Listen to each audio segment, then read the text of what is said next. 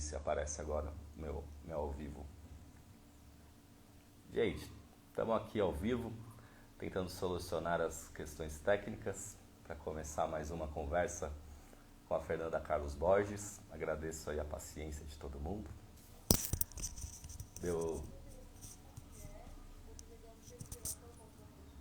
Agora volta na tua página inicial ali, Fê. E aí eu vou estar ao vivo nos stories ali.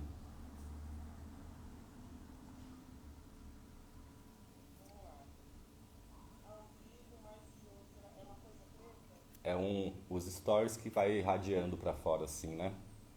Na minha capa. A minha foto voando ali.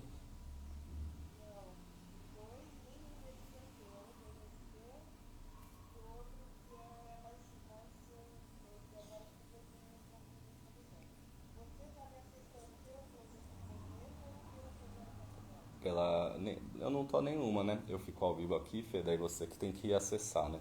Você tá me seguindo? Oba, chegamos, valeu. Pronto, gente, conseguimos. Então, vou voltar aqui. Hoje eu vou receber então a Fernanda Carlos Borges. Ela já está aqui. Já a gente vai começar.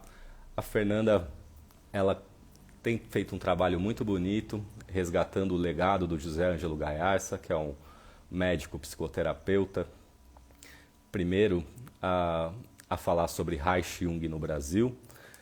E a Fernanda que está aqui chegou, eu vou te chamar já para entrar, vou só te apresentar. Então eu vou chamar você, doutora Fernanda Carlos Borges. Ela é filósofa, desenvolveu a teoria do Gayarsa no mestrado em Humanas, um doutorado em Comunicação e Semiótica e pós em Arte e Ensino de Filosofia. Além disso, ela é autora do livro Filosofia do Jeito e também ela está à frente do legado do Gayarsa agora, dos 100 anos, e a gente vai falar sobre tudo isso. E ali agora, hein, Fê? Pode chegar. Aí, Marião, de boa. Então ela vai entrar aqui com a gente e a gente vai repercutir todas as ideias,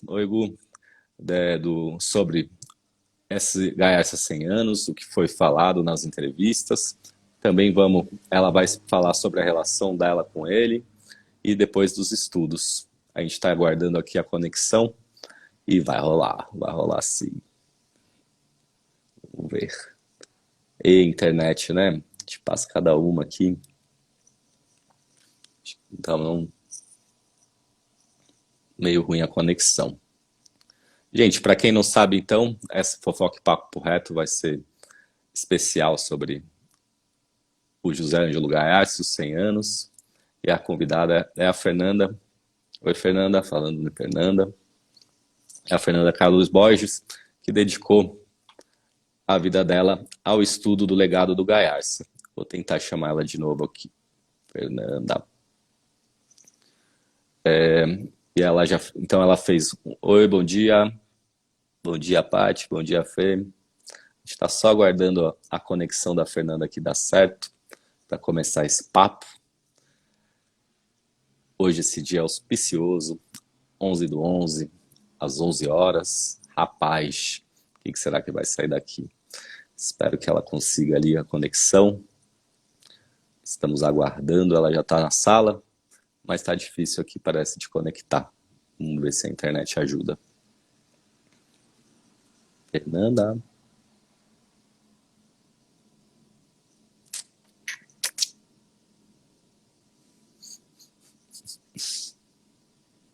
Aguardando. Dale, primo. Bem-vindo. Estamos esperando aqui a Fernanda conseguir conexão. Poxa vida, não está conseguindo participar.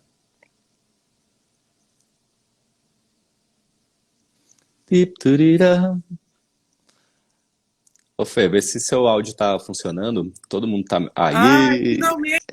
Foi! Conseguiu! Desafio! Vitória! Você acha que fazer pós-doc que é difícil? É nada. Pois é difícil. Tá me ouvindo bem também, Fê?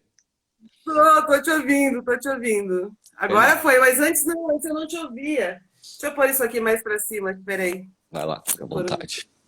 Então, bom, é um Pronto, prazer cheguei, te... chegamos. Chegamos, deu certo aqui. Obrigado, pessoal, pela paciência. Chegamos aqui. Pô, Fernanda, é um prazer te receber de novo aqui. Tem sido, assim, uma alegria imensa para mim você ter aparecido na minha vida, né? É coisa recente.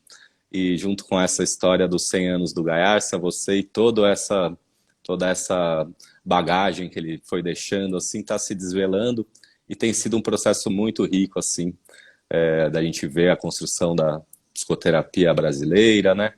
E esse jeito acessível que o Gaiarsa tem de falar sobre isso.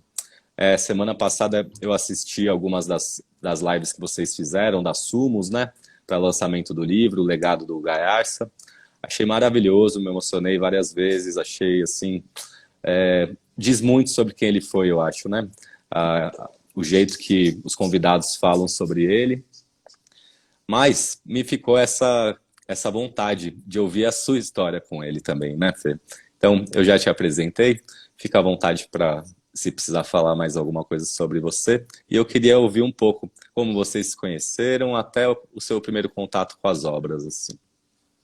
Tá. Então, antes eu queria pedir desculpa pro pessoal, né? O pessoal que tá acompanhando aí a live. Gente, eu só fiz live no Insta com o Arthur. Eu tenho usado muito mais o Face, o Zoom e tal, enfim. Mil desculpas pela atrapalhação.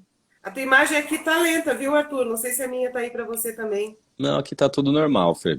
Tô te ouvindo Tá. bem e tô vendo bem também. Tá. Então, posso começar com uma coisa que você comentou do Gaiarsa acessível, né? Existe um Gaiarsa acessível, que é um Gaiarsa que fazia um trabalho na televisão, que tentava se comunicar com esse grande público, que é o público de massa, né? Tanto nas entrevistas sempre que ele dava, ele passou a vida inteira participando de programas de TV, e quanto com um programa matinal que ele tinha na Band, né? Falando também com a grande massa de todo o Brasil, né? Então, esse Gaiarsa, ele é acessível. Assim, é fácil de entender, né? Ele tenta buscar uma linguagem.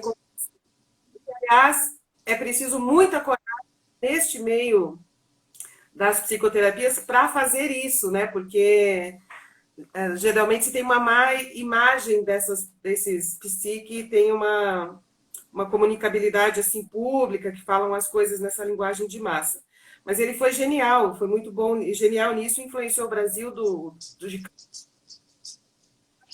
Cássia, que escreve sobre o corpo, sobre fenômenos da consciência, sobre comportamento, que já é mais duro de ler, difícil, que é o Gaes que escreveu A Estátua e a Bailarina, Futebol 2000, Operação Muscular do Caráter, enfim, outros livros, onde ele tem uma...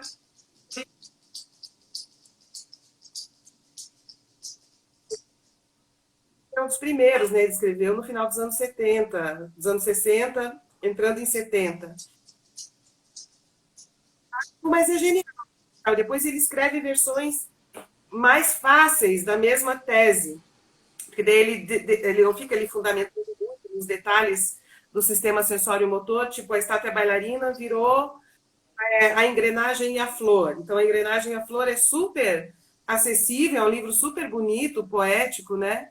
Até numa live, um vídeo que a gente fez ontem para o 247, uma pessoa comentou, né? A engrenagem e a flor é um livro lindo.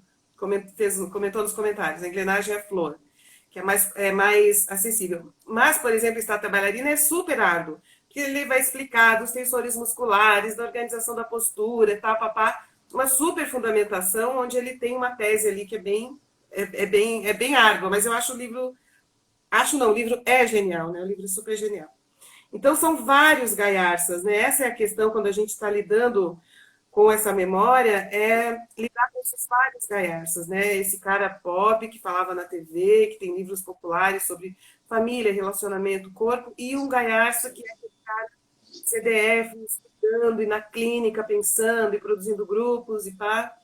E um Gaiarsa que estava junto com toda uma onda de contracultura nos anos 70, né, numa crítica aos costumes, sendo a clínica dele o lugar onde as pessoas iam para ter apoio para construir novos modos de vida que não fosse o da família pela propriedade com Deus, né? Então, ele faz, né? Então, essa é a primeira coisa, certo? Certo. Você lembra, né, Fê? Nos livros dele, ele sempre começa com essa afirmação, né? Sou muitos, É isso. leitor. Se por acaso você não entender uma frase, tente lê-la novamente com outra entonação, quem sabe dê certo. Então, essa ideia de se assumir múltiplo já é muito Gaiarsa, assim, né? Exato, exato. E até a gente pode, na live agora, falar um pouco sobre isso. Isso tem a ver com a teoria do eu dele, que é muito boa. O eu como trama, né? E aí, quando você vai, se a gente for ver, por exemplo, no livro, né, o legado de José Ângelo Gaiarsa, com todos os colaboradores, a gente vai ver como que cada um deles entra por um Gaiarsa diferente mesmo, né? Então, a Monja Cohen entra com aquele psicanalista, aquele né, o psiquiatra dela, o terapeuta dela, que não classificava, que deu um super apoio no momento dificílimo da vida dela, que virou a vida dela, então ela tem esse olhar, né, da ex-paciente que virou monja por um cara que evitava classificar as pessoas em caixinha. Aí você pega, por exemplo, Regina Fabre, ela se interessa pelo contexto dos anos 70, a importância do Gaiarsa nesse universo dos anos 70 e depois, na vida inteira, ela lida com esse comportamentinho da classe média, não toda a classe média, né, gente? Nós aqui também somos, mas um tipo específico de classe média cafona, autoritária, conservadora e tal, né? Então é esse que ela se interessa. Aí você pega o Darcio Valente se interessa como que o Gaiarsa ampliou a teoria Reichiana, quando ele esmiuça a questão do sistema sensório-motor e o comportamento. Então, assim, são vários Gaiarsas, né? Aí, enfim, são vários. E o livro deixa muito claro como que cada um entra num deles diferente, né? E qual é o Gaiarsa que me interessa, que é a questão que você coloca na sua pergunta, né? Porque foi assim, olha, eu não sabia que existia esse cara na televisão. Eu tinha, sei lá, uns 19 anos. Eu não sabia que esse cara existia na televisão. Eu estava na faculdade de filosofia, eu muito nova, na faculdade de filosofia, com 17 anos. É o barulho aí da construção na tua casa, pensou? Uma motinho. E aí eu li o William Reich fora da faculdade, por acaso, nem foi como um conteúdo de faculdade. E a minha psicóloga na época falou assim, eu falei para ela, esse Reich, eu gostei muito desse cara aqui, o William Reich e tal. Ela falou, tem um Reichiano brasileiro que talvez você goste, que é o Gaiarsa.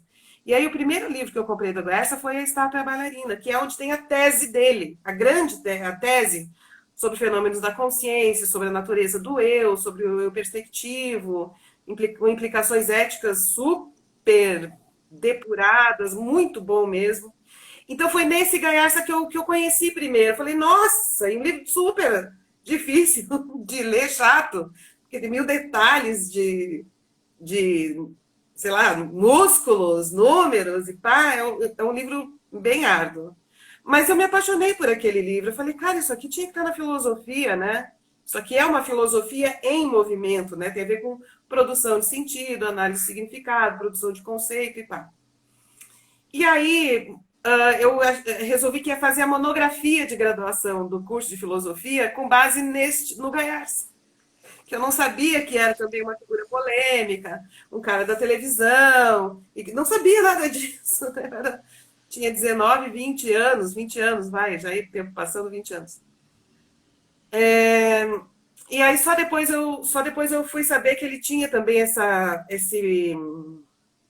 identidade pública do polêmico, do não sei o quê, e também gostei, porque eu fui ler os livros dele sobre família, sobre relacionamento, e achei ele bem bom nisso também, né? Que é onde as pessoas conhecem mais o Gaiarsa, né? O cara que faz uma crítica da família autoritária, né? Que pensa a questão para favorecer os relacionamentos amorosos e tem uma teoria para favorecer a comunicação. Aliás, tem um livro dele que se chama Brigas de Casal, Lições de Amor, que ele dedicou a mim, muito tempo depois, né? Ó, bonito. É.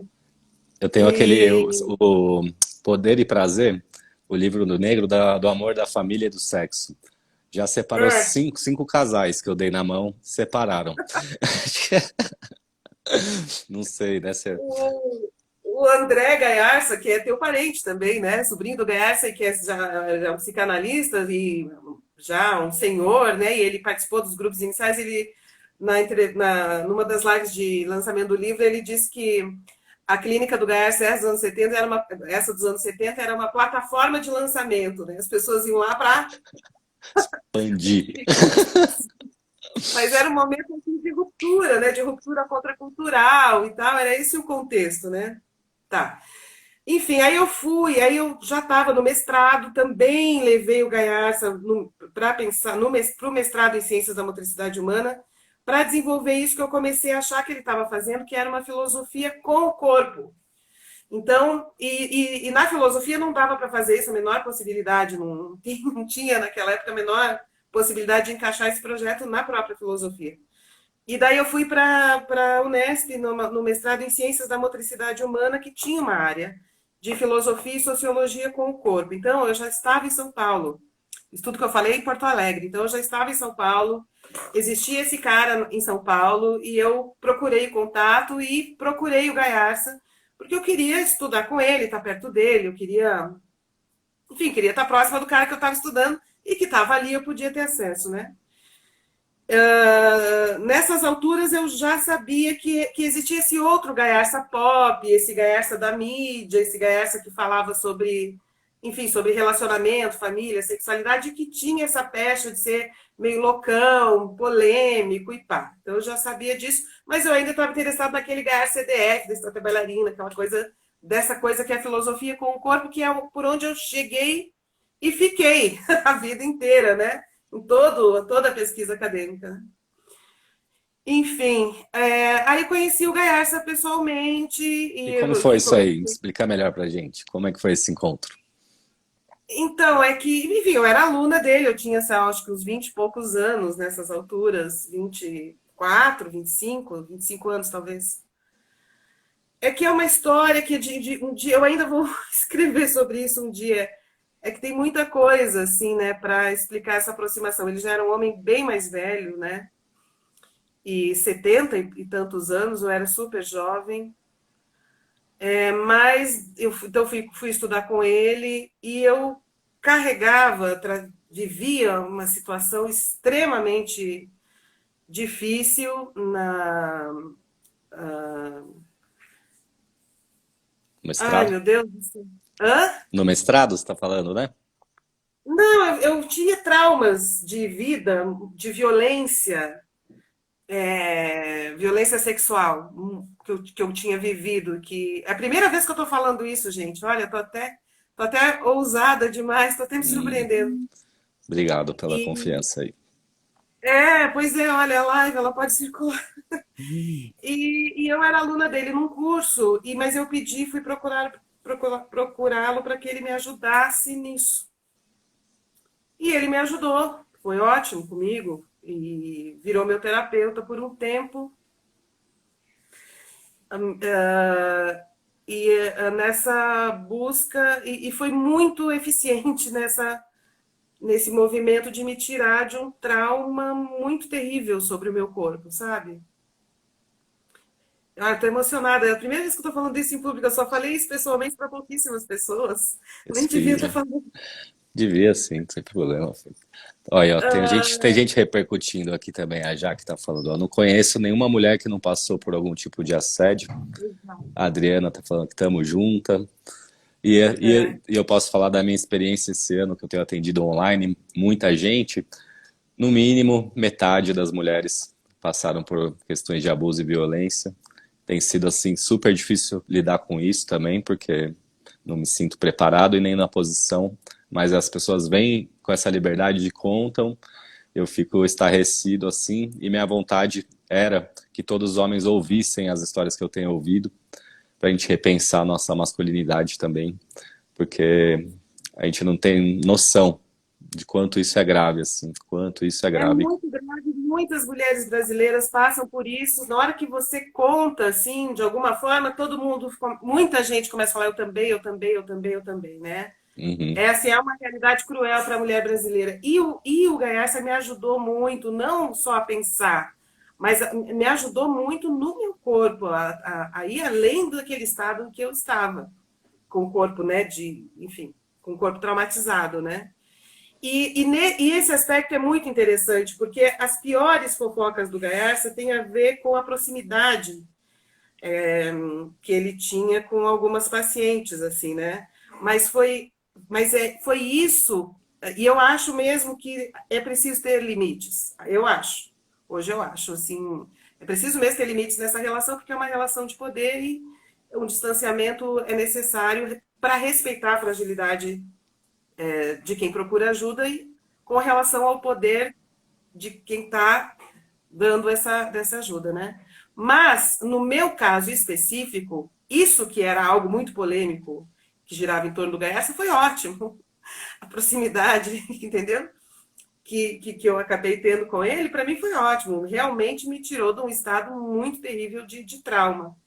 E nesse processo, eu passei a amá-lo e ele passou a me amar, nós nos amamos, né? E aí moramos juntos, ficamos juntos por um tempo. Casamos, assim, né, moramos juntos. Vi uma coisa que envolveu família, meu filho, minha mãe, enfim, a família dele. Até hoje eu tenho contato agradável com a família dele, enfim, então virou uma relação pessoal. Eu tô emocionada, Arthur, eu nunca falei isso para ninguém, muito menos assim. Obrigado, Fê. Obrigado, espero Outro dia que até eu estava ajude. falando, acho que era com a Laura Gaiar, essa neta, eu falei assim, Laura, um dia eu abro isso, essa história, né, para as pessoas. Mas não é o momento. Passou uma semana eu estou falando isso numa Chegou o live. momento. Eu acho, mas eu acho que isso é bonito, sim, Fê, e diz muito sobre essa potência que era ele e também essa forma de lidar, porque muita gente, muito da crítica em cima dele vem desse lado, né, dele não ser um cara tradicional, vamos falar, dele inventar muita coisa, juntar muita coisa. E acho que isso também é o que fez ele ser quem ele era, né? Então, acho que é bem simbólico, sim, ouvir isso de você. E outra coisa, era um momento, assim, o Gaes, ele foi um cara muito importante no momento de muita ruptura. Seguia além dos limites, testar novas coisas, pôr em questão, fazia parte do comportamento das pessoas que estavam na frente da crítica da cultura autoritária, machista e pá, né? Então ele se colocou como alguém experimentando novas coisas, mas com muita responsabilidade. Tudo que ele propôs, que ele fez, ele escreveu, ele pensou sobre, ele levou a sério. Então, embora ele tenha essa imagem, essa pecha de loucão, ousado, cara que, nossa, isso, aquilo, na vida dele, ele era super responsável com isso, né? Então, se ele estava abrindo caminhos e vendo coisas, testando possibilidades, ele também era muito sério de pensar sobre isso, de buscar referências, de escrever e de pôr a público para ser discutido, né? Ele não era um porra louca. Ele podia ser até um meio doidão, mas não era porra louca no sentido de vai soltando para todo lado. Ele não era assim, né? Ele era muito responsável, pensador, Eu e gosto buscava entender. Eu gosto de olhar esse trajeto dele também, Fê, porque ele vem de uma família muito tradicional, né? Muito tradicional. Então ele tem 5 irmãos médicos nos anos 40, 20, 30, 20, 30 e 40. Cinco irmãos formados em medicina nessa época. Uma irmã freira e uma irmã casou cedo. Uma família ultra tradicional. Então eu quando olho o trajeto dele, vejo ele tentando escapar disso também, né? Se desconstruir. Tanto que no última live que eu vi de vocês repercutem muito a questão dele ser um católico. Tem uma formação católica muito forte, o que depois também é um trabalhão, né? Para ir desmanchando tudo isso, né? Então, eu acho que quando eu olho, ele gostaria, vamos falar, eu acho que ele gostaria de ser mais libertário, como foi, por exemplo, o Roberto Freire, mas ele foi até o limite dele, né? Ele foi até o limite de quem veio, de onde ele veio. Agora, então, mas é a segunda vez, né, que sempre que a gente fala aqui, outra vez você trouxe a questão do Roberto Freire. Eu li o Roberto Freire nessa mesma época, quando eu descobri o corpo e pá, nessa época, essa história antiga que eu tô falando para vocês. eu fui ler o Roberto Freire porque ele também era um cara dessa pegada brasileiro, né? Mas não tem. Olha, eu gosto do Roberto Freire, acho que ele teve uma extrema importância. Eu realmente não tenho absolutamente nada contra, mas o Gaiarsa é mais teórico. É Muito muito, mais. não tem comparação. O Gaiarsa é um teórico sobre o corpo, sobre fenômenos da consciência, sobre uma psicologia social, assim, no sistema sensório-motor. Assim, é uma coisa, é outra coisa. É Sim. outra coisa. Mas era o Ele é mesmo mais movimento, CPF, né? ele é mais cientista. Sim, Hã? com certeza. Eu acho que o Roberto Freire é um ensaísta, né? Você lê os livros deles, parece um manifesto, mas não tem informação científica ali. Tem alguma sociologia, tem filosofia, mas não tem nada de biomecânica, de fisiologia, que o Gaessa vai a fundo, e eu acho que é aí que ele deixa o grande legado dele, quando ele explica, por exemplo, por que as respirações alotrópicas, como elas agem no nosso organismo. Isso não tem, não existe. No Respiração e Angústia, ele faz esse relato preciso. E depois essa tradução do Reich para os sistemas, né, motores ali, né, toda essa parte fina do sistema controlado pelo autônomo inconsciente, isso é o ouro que ele traz, que é uma leitura muito mais palatável e assim, precisa do que o Reich dizia. O Reich não morreu fazendo vegetoterapia, dividindo as pessoas em 7 segmentos, né? Ele também abandona isso. E o Gaersa nunca entra nisso. Por isso que muita gente, às vezes eu sugiro, vamos ler a couraça muscular do caráter do Gaersa. Ninguém consegue chegar no conceito, porque é isso. Ele vai falar sobre a forma de agir, a postura, o gesto, o movimento, o tom de voz, É, né? a questão, isso tudo é muito, muito importante. Eu acho que ele acaba saindo deste lugar haitiano, talvez até o próprio Reich saísse, né? E, e ele vai para um outro lugar que eu acho que é esse da filosofia em movimento, porque o que ele vai. Ele vai para esse lugar da análise não, o centro do interesse do Gaiarsa é a posição e é a atitude, né? E isso tem grandes implicações no que é a consciência, no que é o comportamento psicossocial, na relação com os outros, como resposta a ambientes, né? E a questão sendo porque a questão da posição ela traz uma coisa extremamente relevante na filosofia em movimento e que hoje muita gente está falando, tá uma coisa assim meio um boom de modinha, que é a filosofia corpórea, né? E que a espacialidade ela é central na consciência. Como é que a gente produz espaço no corpo, né? Relações espaciais, que são relações de vários tipos, né? Inclusive relações de poder, elas são determinadas pela estrutura espacial, pelo espaço pela espacialidade que a gente constrói no nosso imaginário. E mudar isso, Que né, Feti? emerge de uma coisa que é posição e atitude. Posição e atitude engendradas na postura do corpo. Então, o Gaes, ele estudou isso de uma maneira, mostra isso de uma maneira muito, muito, muito boa. E aí, olha só para o pessoal que está vendo. Então, aí eu fui fazer doutorado sobre ele, que daí foi o livro do qual, né, saiu a tese, que é o livro A Filosofia do Jeito, sobre o modo brasileiro de pensar com o corpo. Porque uma das coisas que tem surgido muito nas lives que a gente tem feito de lançamento do livro, e é uma coisa também muito trazida pela Regina, e ela está muito certa nisso, e ela bate bastante nessa tecla, que várias práticas corporais vieram para o Brasil pensando um corpo genérico. E a gente já sabe que o corpo não é genérico. O corpo também tem forma da cultura e das relações sociais.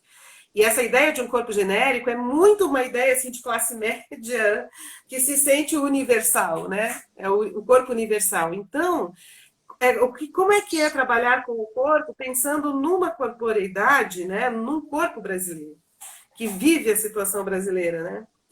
Então, eu acho que o Garcia ele fez isso, tanto que no livro dele, eu fiz isso explicitamente, né, nesse livro, com base no Gaiarsa, que é Filosofia em Movimento, da Sumos também.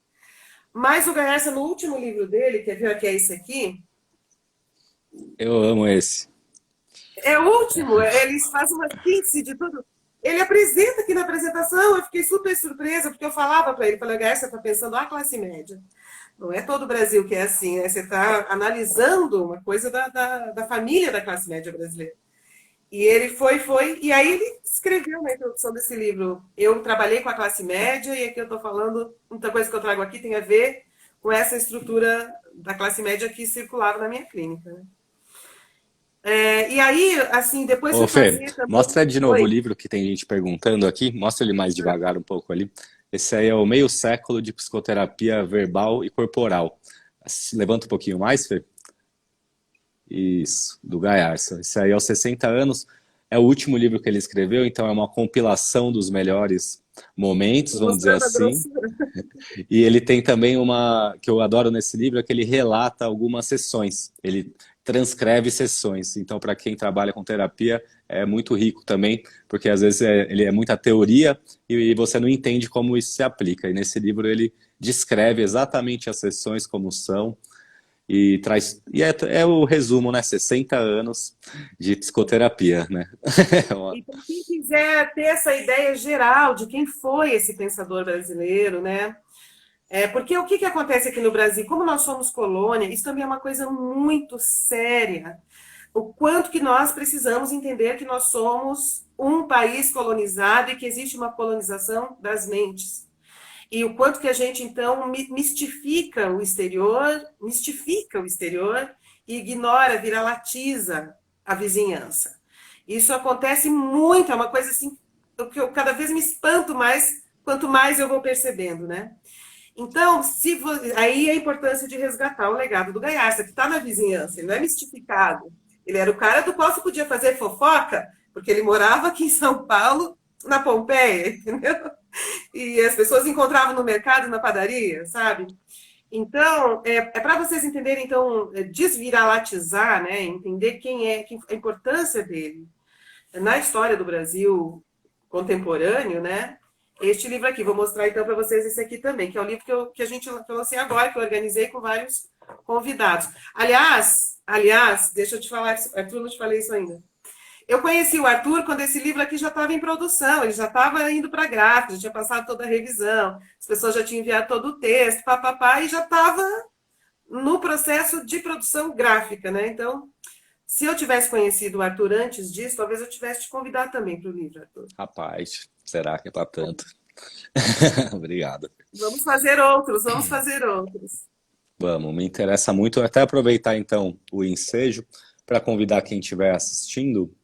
Esse sábado, a Fernanda está organizando um grupo de estudos sobre o Gaiarsa, sobre os estudos do Gaiarsa, né?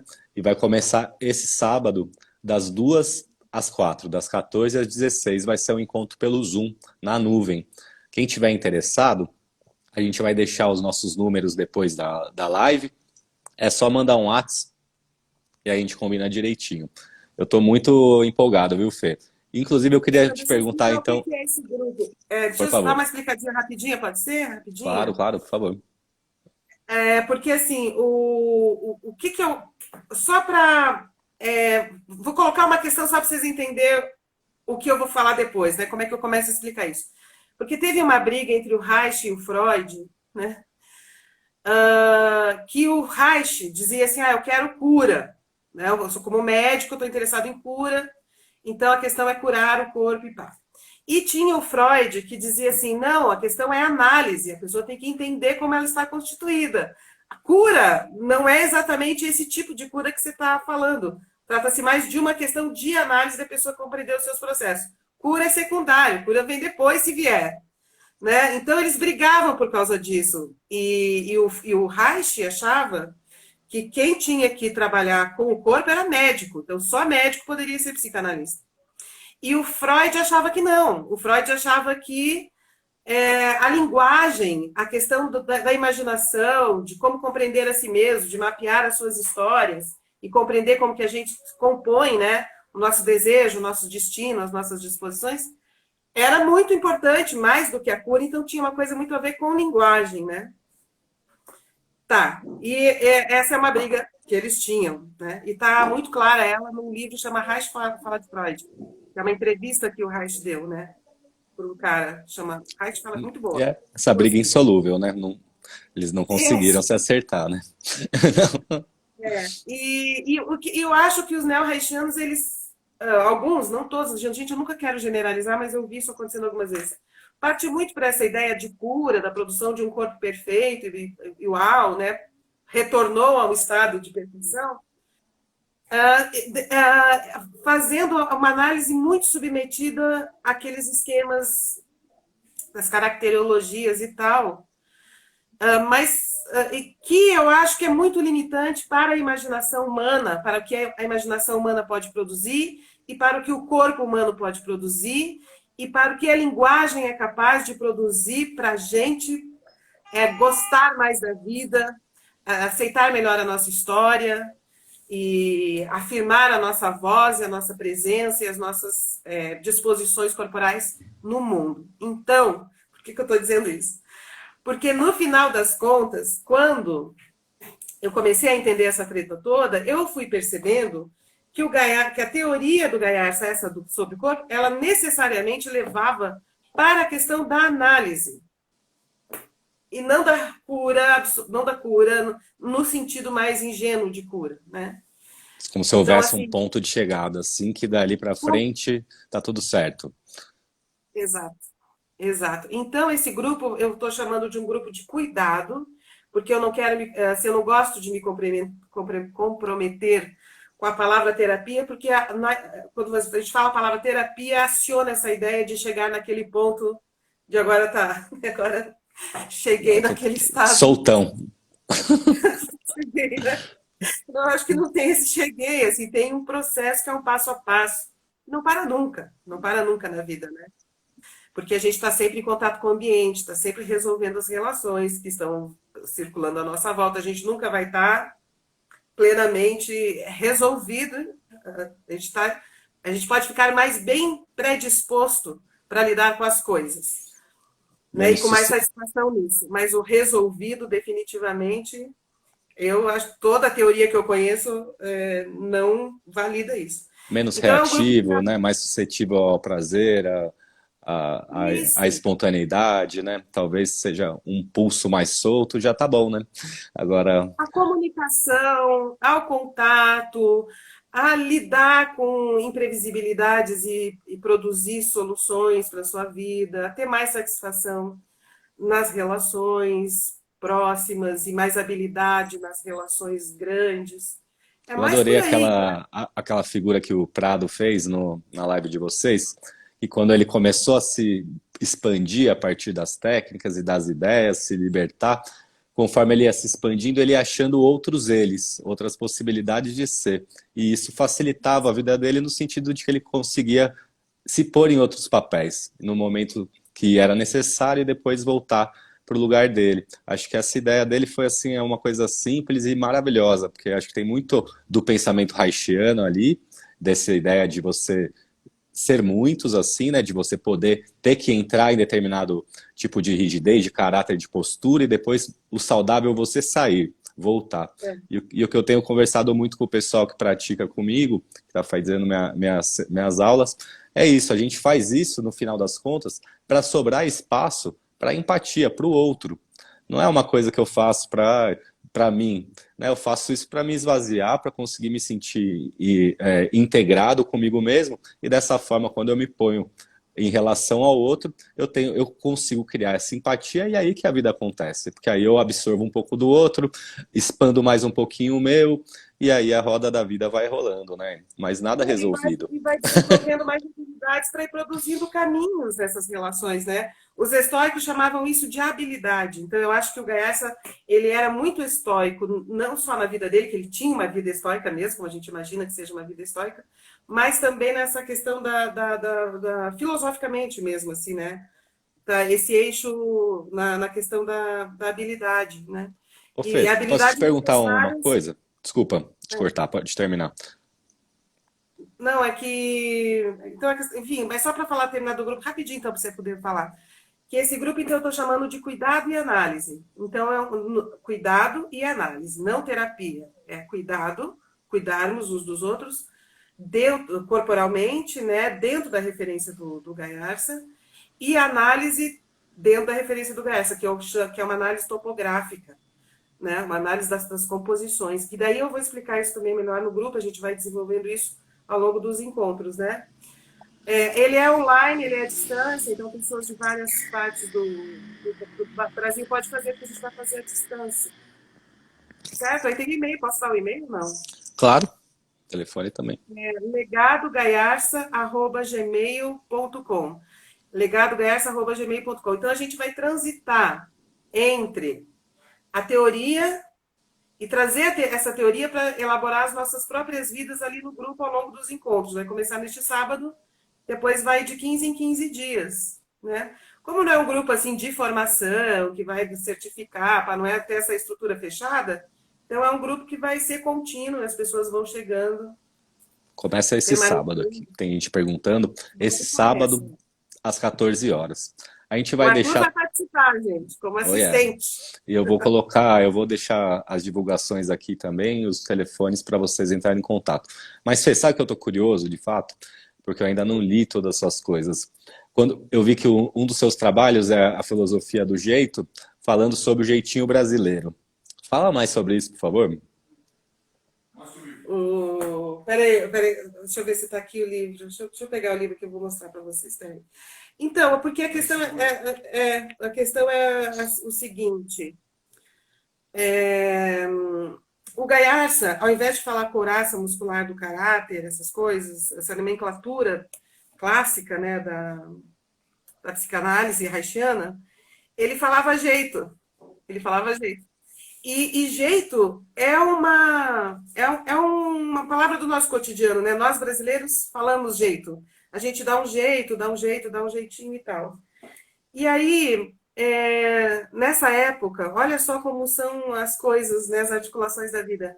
Nessa época, eu estava dando aula numa faculdade de artes aqui de São Paulo, que se chama FAP, uma faculdade bem importante dessa área de artes, né?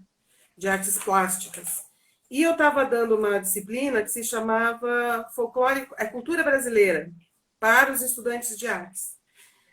E enquanto eu estava dando essa disciplina, começou a surgir umas coisas na minha cabeça sobre a questão do corpo brasileiro, mais especificamente.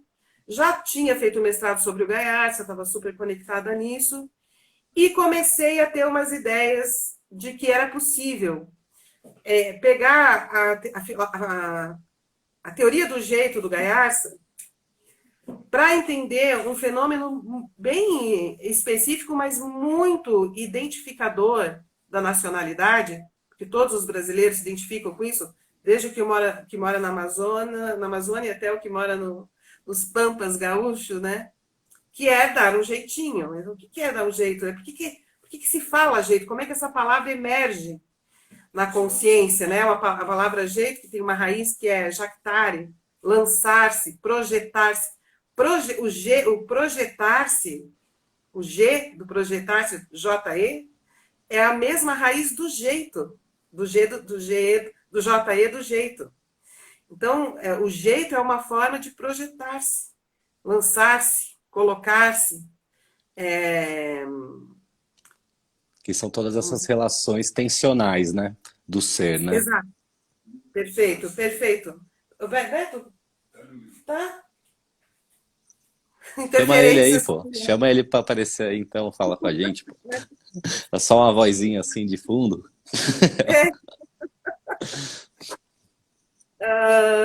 E dentro disso, o que que... Oi pra eles, é que ele tá lá no quintal, atrás dos mecanismos. Tá. Tem problema aqui. Tem foto de gente pelada. Esse Instagram é uma bagunça. Ele tá ficando mais vestido pra vir aqui dar pra você. Ô, Fê, nessa sua análise, mas eu tô curioso para saber assim, o que você conseguiu constatar desse... Oi, tudo bom, querido? Prazer te conhecer. Tranquilo. Eu tava completamente pelado, agora já estou de volta. Agora vai ter que tirar de novo. Vamos fazer uma live. Fazer uma live libertária. Terminar todo mundo pelado aqui.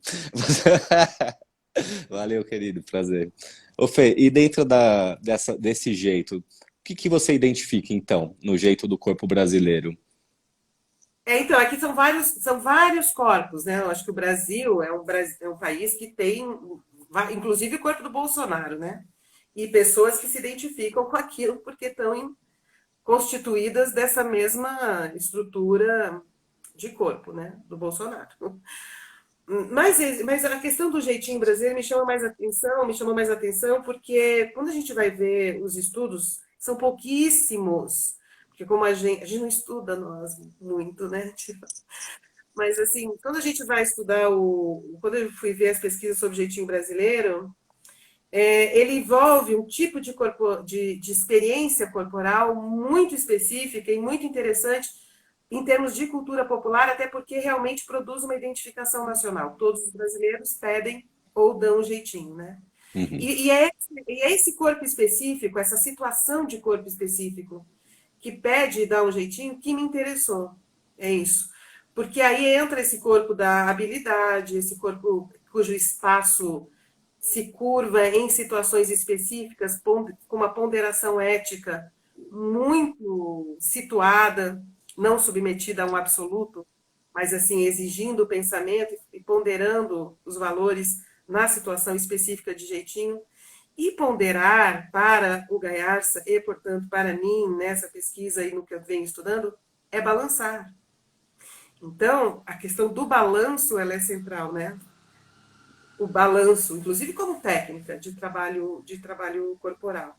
Um balanço muito específico, o balanço auto-organizador, né?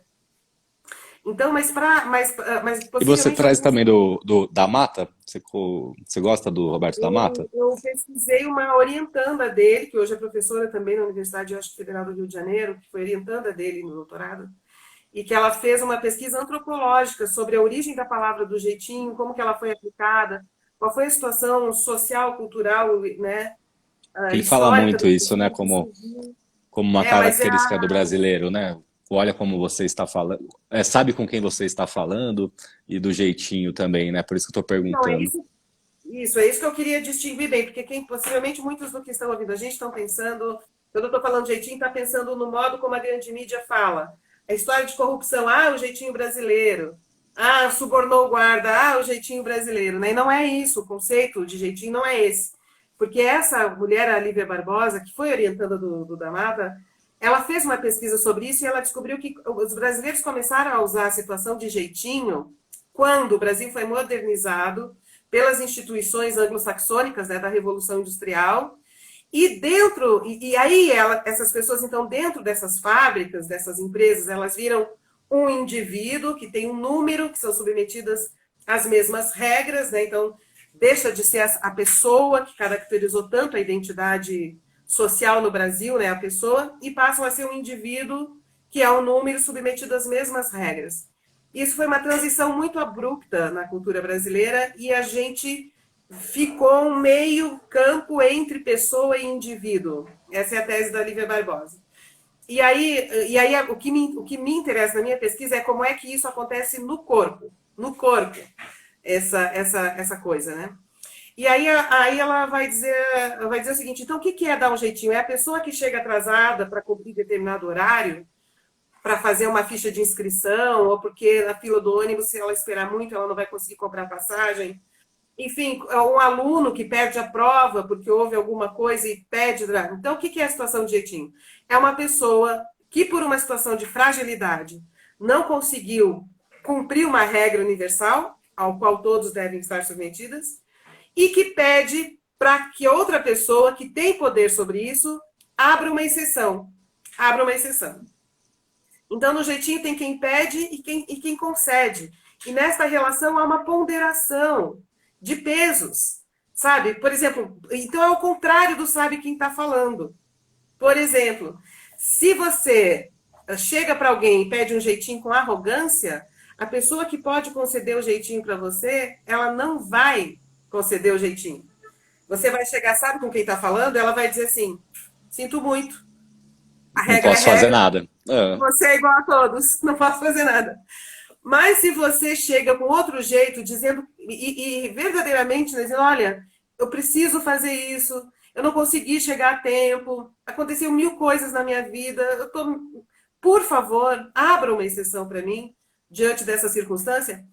Quem dá um jeitinho é capaz de ponderar a circunstância e ir além da regra. E conceder aquela exceção. Então, essa capacidade de abrir uma exceção ela é inteligência. A gente não é robô que se submete às regras. É que a gente tenta resolver uma coisa nessas empresas e fala, minha senhora, o sistema não permite, minha senhora, o sistema não permite. Aí você fala, não, mas eu estou te explicando a situação assim, o que, que eu falo? Porque não pode ser, o sistema não permite. Isso é burrice. Né? Então, isso se aplica para a maioria. Para quê? Para que se possa abrir a exceção. A exceção a serviço da inteligência e de uma ética situada. Agora, para fazer isso, tem um corpo que é capaz de fazer isso. Tem corpos que não são capazes, né? Mas eu acho que, porque isso é uma inteligência, tem que usar a imaginação, tem que conseguir ponderar forças, tem que ter toda uma valoração ali para que isso aconteça ou não. Seria tipo uma flexibilidade moral? Eu acho que é uma depuração moral. Porque a moral, ela tem que estar submetida ao pensamento. E eu acho que está associado a um conceito que o Aristóteles falava, que era o tipo de conhecimento da phronesis, que é o conhecimento e uma ética absolutamente situada, que pondera a situação, e aquilo que é feito naquela situação não pode servir como exemplo, não pode ser abstraído para uma regra geral. Assim, nesta situação, é isso. Que coisa que exige mais inteligência do que isso? Você ter que ponderar uma situação? Abrir uma exceção?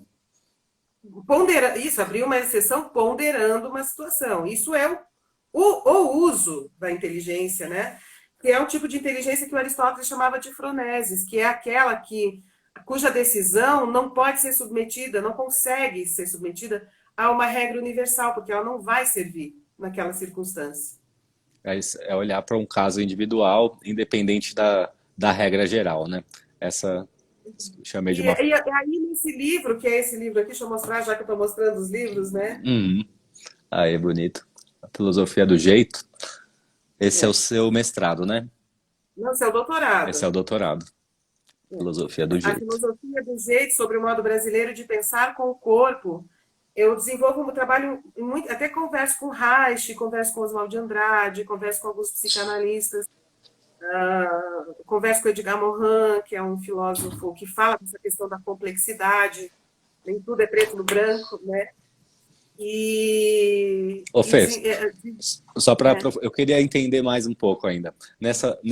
Então, nessa tua análise, né, da filosofia do jeito e nessa especificidade do jeito brasileiro, que então não é um pequeno ato de corrupção, não estamos entendendo dessa forma, estamos entendendo como como é que você chamou ali, do Aristóteles, uma phronesis. phronesis.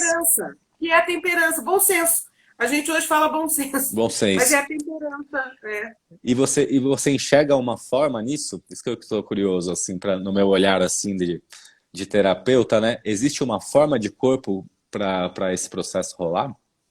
Você consegue identificar? Então, não é uma forma que a gente faça um desenho dela, mas é uma habilidade que é cultivada na cultura popular brasileira, que eu acho muito parecida com a que está na capoeira, com o que está em outras manifestações culturais, que é não submeter o corpo a uma espacialidade absoluta, autoritária. Então, é o corpo que se dobra, é o corpo que dá uma curvada, é o corpo que consegue dar uma virada de viés para ver por um outro ângulo, entende? Agora, isso assim, então, bom, isso, inclusive, na filosofia contemporânea mundial, as pessoas estão falando sobre isso, a importância de não se submeter a espacialidades absolutas, entender a questão nômade, papapá. Então, nós temos isso na cultura popular, só que extremamente difamado, extremamente difamado. E por que difamado? E aí que a Lívia Barbosa também explica isso, porque ela fez essa pesquisa nos meios de comunicação de massa, historicamente, né? Porque existia ideologicamente todo um plano, quando o Brasil começou a se modernizar, de que a gente virasse Inglaterra. A gente virasse uma Inglaterra que fez a Revolução Industrial e evoluísse. Erramos feio, hein? Projeto não é o melhor.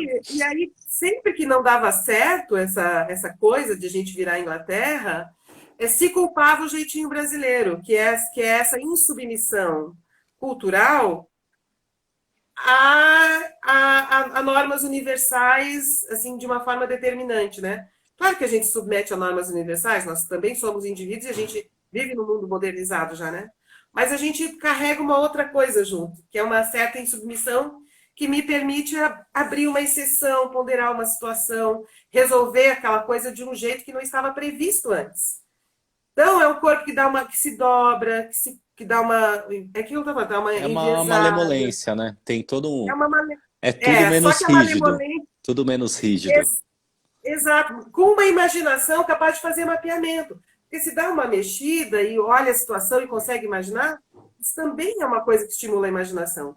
Só que o jeitinho foi muito difamado. Então, o que eu acho, e que eu defendo aqui nessa tese, é que se o jeitinho brasileiro não tivesse sido tão difamado, talvez a gente encontrasse aí algo muito interessante de uma inteligência popular brasileira e que nos constituiria uma identidade muito específica como modo de produção de subjetividade e corpo, né? O problema é que ele é extremamente difamado, ele é confundido com corrupção, ele é confundido com a vantagem, é confundido com molhar a mão, ele é confundido com todas essas outras coisas porque os meios de comunicação de massa E o que fizeram essa começo... Porque isso é muito antigo, né, Fê? Porque desde o começo da antropologia aqui no Brasil, o mito das três raças, depois aquela ideia da preguiça, do trópico, e isso reside nas nossas mentes até hoje, né? Quando você vai conversar com pessoas, às vezes, de senso comum mesmo, estão reproduzindo ainda essas falas de 2 séculos atrás, né? Então, essa virada... Eu mesmo, vou ser sincero para você, a primeira vez que eu estou conseguindo ver o jeitinho brasileiro como positivo é agora. Até então também via isso como uma falha, como se fosse o caráter nacional, essa falha, porque não dava essa noção desse olhar amplo para cada momento, né? Essa flexibilização mesmo, né? Que é muito característica nossa mesmo, né? Mas uma flexibilização bem específica, não é qualquer flexibilização, né? Mas, enfim, ali vou falando dessas corporeidades e dessas espacialidades situadas, né? Não são espaços autoritários, absolutos, fascistas, mas situados que implicam numa ponderação ética. Isso é muito importante. Aliás, eu fiquei muito feliz que há um tempo atrás no Juan Arias, que é um jornalista espanhol, se não me engano, do El País. Ele fez uma matéria no El País, surpresa, um aluno meu mandou: Fernanda, você viu isso? Dizendo a Fernanda, essa pessoa, a Fernanda Carlos Borges, talvez tenha sido a pessoa que melhor defendeu o jeitinho brasileiro. E uma matéria sobre essa questão do jeitinho brasileiro. Ele é um espanhol tentando entender o jeitinho brasileiro. Eu já recebi e-mails de pessoas fazendo pesquisa fora do país, mesmo, eu vi uma até do ex-país da Cortina de Ferro, né, agora aberto, também estudando algo na diplomacia, e aí achou esse livro, por acaso, na internet, mora lá, né, e me procurou porque achou que isso podia ajudar a compreender alguns aspectos da diplomacia brasileira antes do Bolsonaro, tá? Porque a diplomacia do Bolsonaro é espaço absoluto, é um espaço total, não tem nada de tenda nem de ponderação, é a negação do jeito, é a negação do jeitinho, aquilo é. Ele é a negação do Brasil, né? Um país de maricas agora. É tudo que ele não gosta, ele projeta no país, né? Ou tudo que ele recalca, os desejos mais escondidos, joga para cima da gente. Mas não vai dar para a gente entrar nesse tema que tem só mais poucos minutos, Fê. Não tem nem o que dizer do bolso, né? Só vamos ficar ligados, gente. Essa semana tá falando muita besteira, cortina de fumaça. Vamos ver se o Flavinho vai depor, hein? Não importa as besteiras que ele falam, vamos ficar em cima do depoimento do Flavinho corrupto. Não vamos ficar caindo nessa palhaçada dele, que tá na hora da gente perceber que isso é uma estratégia, né?